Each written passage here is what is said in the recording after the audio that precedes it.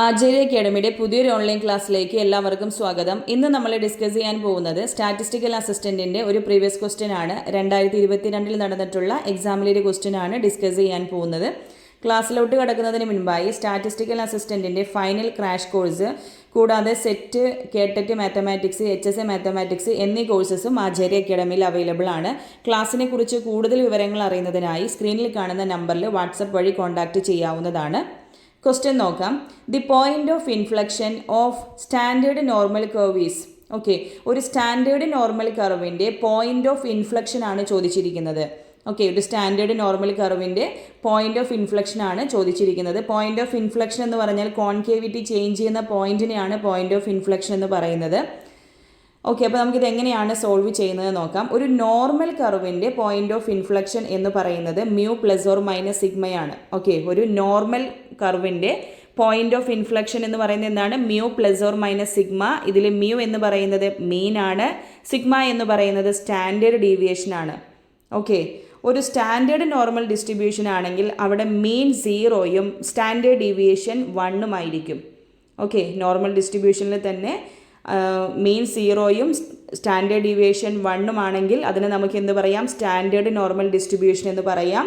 Okay, then അങ്ങനെയാണെങ്കിൽ ഈ values നമുക്ക് ഇതിലോട്ട് സബ്സ്റ്റിറ്റ്യൂട്ട് ചെയ്യുന്ന സമയത്ത് മ്യൂന് പകരം 0യും സിഗ്മയ്ക്ക് പകരം 1ഉം കൊടുത്തിട്ടുണ്ടെങ്കിൽ 0 പ്ലസ് ഓർ മൈനസ് 1 എന്ന് കിട്ടില്ലേ?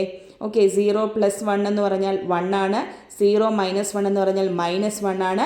അങ്ങനെയാണെങ്കിൽ നോർമൽ കർവിൻ്റെ പോയിന്റ് ഓഫ് ഇൻഫ്ലക്ഷൻ എന്ന് പറയുന്നത് എന്താണ്? Both +1 and -1. ഓക്കെ, +1ഉം -1ഉം ആണ് ഒരു സ്റ്റാൻഡേർഡ് നോർമൽ കർവിൻ്റെ കേട്ടോ.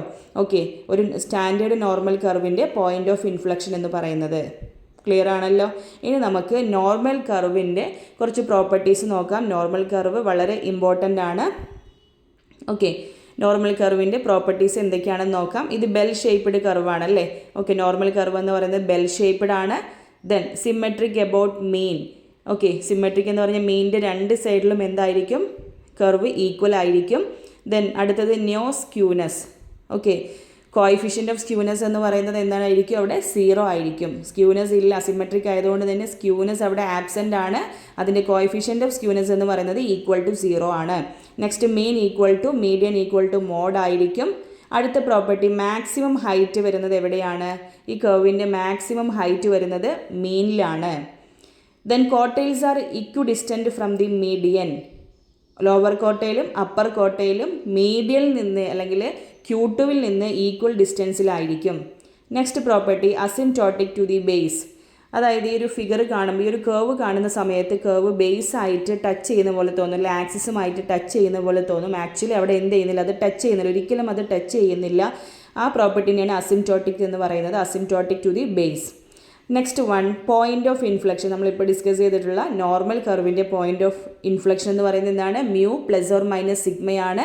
ഒരു സ്റ്റാൻഡേർഡ് നോർമൽ കർവ് ആണെങ്കിൽ അതിൻ്റെ പോയിന്റ് ഓഫ് ഇൻഫ്ലക്ഷൻ എന്ന് പറയുന്നത് എന്തായിരിക്കും? +1 ആൻഡ് -1. നെക്സ്റ്റ് മീസോകേർട്ടിക് ആണ്. അതിൻ്റെ മെഷർ ഓഫ് കർട്ടോസിസ് എന്ന് പറയുന്നത് എത്രയാണ്? 3 ആണ്. ഇനി X, Y എന്നുള്ള രണ്ട് random variable normal distribution follow ചെയ്യുന്നുവെങ്കിൽ അതിൻ്റെ സം X+Yയും എന്തായിരിക്കും? നോർമൽ ഡിസ്ട്രിബ്യൂഷൻ ഫോളോ ചെയ്യും.